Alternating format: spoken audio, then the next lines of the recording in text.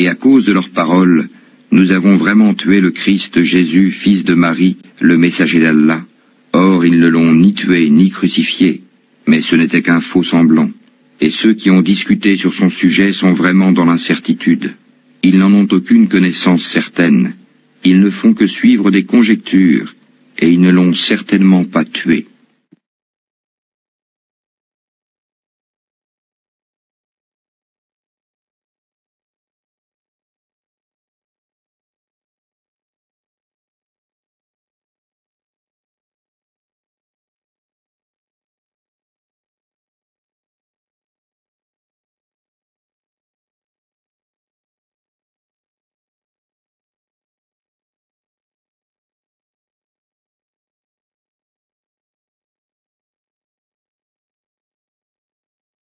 Tu dis, les évangiles ne contredisent pas le Coran.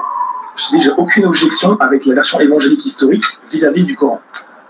Ça veut dire quoi? Ça veut dire que pour moi, et je l'ai dit 100 fois, que Jésus, il a été mort, crucifié, ressuscité, élevé à la droite de Dieu. Que Jésus, il a été mort, crucifié, ressuscité, élevé à la droite de Dieu. Pour moi, il n'y a aucune contrevenance à la version évangélique vis-à-vis du Coran. C'est juste qu'on a donné une interprétation, une lecture qui ne convient pas à cette chose-là. Alors pourquoi? Pourquoi ils ont appliqué? En fait, ils ont lu. C'est pour ça que je voulais échanger.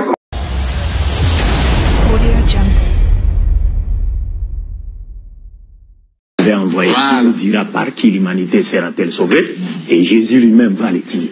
Si Jésus a dit quelque part que c'est par lui que l'humanité sera sauvée, nous le verrons dans la Bible et dans le Coran. Non, c'est clair. Nous sommes là, c'est juste pour l'aider de sorte qu'il ne se fasse pas passer pour quelqu'un, je m'excuse le terme, qui est 3 fois ignorant. Parce que mieux vaut être une fois ignorant. C'est-à-dire, on enseigne. Mais quand on est 3 fois ignorant, c'est-à-dire, on enseigne, on parle sur des choses dont on ignore soi-même qu'on est ignorant, et on ignore que celui qui nous a appris ces choses-là est lui-même ignorant. À lesquelles de Jésus-Christ? Par qui? Qui de Jésus de Mohammed est le messager ou est le sauveur de l'humanité? Ou Dieu a fait le sauveur de l'humanité? La Bible et le Coran sont clairs pour dire de Jésus-Christ qu'il n'a été envoyé qu'aux enfants d'Israël. Jésus n'a jamais été envoyé à l'humanité tout entière. Et si Jésus est sauveur, il n'est sauveur que pour les enfants d'Israël. Parce que la Bible dit clairement que Dieu a fait de Jésus-Christ un sauveur pour les enfants d'Israël. Et lui-même a dit dans Matthieu 15, 24, je n'ai été envoyé qu'aux brebis perdues de la maison d'Israël. Je ne sais pas si en disant je n'ai été envoyé aux brebis perdues de la maison d'Israël, cela veut dire qu'il a été envoyé à l'humanité tout entière. Ça a commencé avant même sa naissance.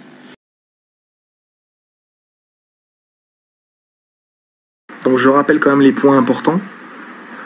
J'ai dit que, après mes recherches, Jésus était mort, crucifié, ressuscité, élevé à la droite de Dieu.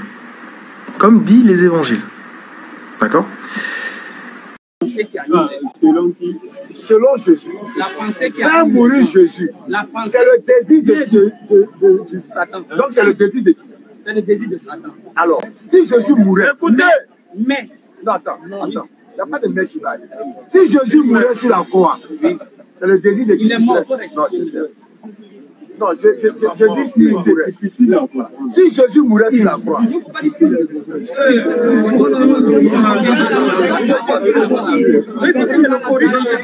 c'est moi. Si Jésus mourait sur le poteau, selon Jésus, c'est le désir de qui s'est réalisé? Vous voulez accomplir la désir de votre père. La pensée qu'il est la ligne, c'est de ça qu'il parle. On a compris.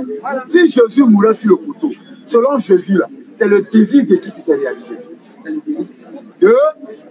Donc, la mort de Jésus sur le couteau, comme tu l'as dit, c'est le désir, la réalisation du désir de Satan. Donc, c'est la réalisation du désir de Satan qui, toi, te sauve. C'est ça? Alors, on fait ça, maman. Non, quoi? Alors, regarde, nous donner la Dieu qui fait mourir. C'est Dieu qui a la capacité de faire mourir. Donc, le désir vient de Satan. Ok, donc, vous voyez comment est-ce qu'il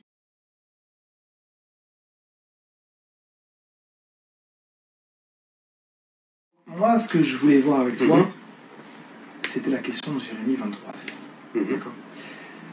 Donc j'ai lu ton ouvrage, mais tu sais que quand je lis, attention, je ne lis jamais un ouvrage, même écrit par la partie adverse, avec un truc, faut que je trouve ce qui va pas, ou alors en gros... non, tu les as déjà vérifiés. Je lis, j'essaie de m'imprégner un petit peu de la pensée de l'auteur, tu vois, etc. Donc Jérémie 23:6, je vais rapidement expliquer en fait le problème que pose en fait ce texte-là. En fait, ça, selon la tradition juive, Jérémie 23:6 concerne, c'est un verset messianique, d'accord, c'est quelque chose qui concerne le Messie. Et donc, en gros, ce texte indique que le Messie sera appelé du nom du Seigneur, Adonai. Yahvé. Voilà. Donc, mais, enfin, bref, on dit Adonai parce que on n'a pas la prononciation. Donc, Adonai, donc le Messie aura ce nom-là. Donc, en gros, ce qu'essaie de faire valoir Clément, c'est qu'en ayant ce nom-là, selon la tradition juive, etc., eh bien, c'est une preuve de la divinité de Jésus.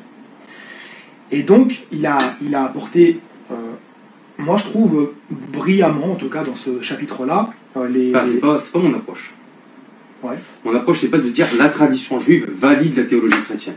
Ah non, je pas dit ça. Non, je parle que ça va, c'est que le psaume, enfin le verset est messianique, et qu'en gros, tu as fait des citations de la tradition juive pour montrer que le Messie portera ce nom-là, en fait, le nom de Adonai, tu vois. C'est ça, en fait, que j'essaie de te dire. Et donc, je trouvais que tu as parce que j'ai vérifié derrière, les citations, en tout cas, sont faites de manière objective, il n'y a pas de problème par rapport à ça. Donc, je vais reprendre le chapitre qui concerne Jérémie 23:6. Alors, lequel? Sa page, je peux partir de page. Ah, c'est quoi? On fait la liste ou pas? Attends, j'y arrive. Ah, 117 peut-être. Ça commence à 117. Voilà. Alors, de la page 117 à la page 123. Donc, de la page 117 à 123, en fait, ce que tu as essayé de démontrer, de manière erronée, mais on va y venir, en fait, c'est que tu as dit une chose qui est intéressante. Tu as dit, il est... Attends, je vais même reprendre tes termes, c'est mieux. Il est vrai qu'en se référant au texte grec ou latin, nous ne pouvons aucunement voir cette réalisation de Jérémie 23:6, indiquée, par exemple, dans Luc chapitre 2, verset 11, que tu as cité justement comme exemple flagrant. Pourquoi? Parce qu'en gros, ça veut dire que lorsque ce Messie-là il est arrivé, eh ben, le fait qu'il a le nom de Adonai sur lui, ça signifie la réalisation de Jérémie 23:6. Alors, le problème, c'est que tu t'es rendu compte que ni le texte grec, qui est celui qui a démarré, ni la tradition et la traduction latine n'ont pu t'aider, donc tu t'es réfugié vers le syriaque pour cela. Donc là, on est très tardif. On est dans des siècles après. Il est intéressant que tu ailles chez les syriaques et que tu n'ailles pas... Parce qu'en fait, si tu avais été chez les syriaques comme tu l'as fait, puisque tu as cité par exemple la syriaque sinaïtique,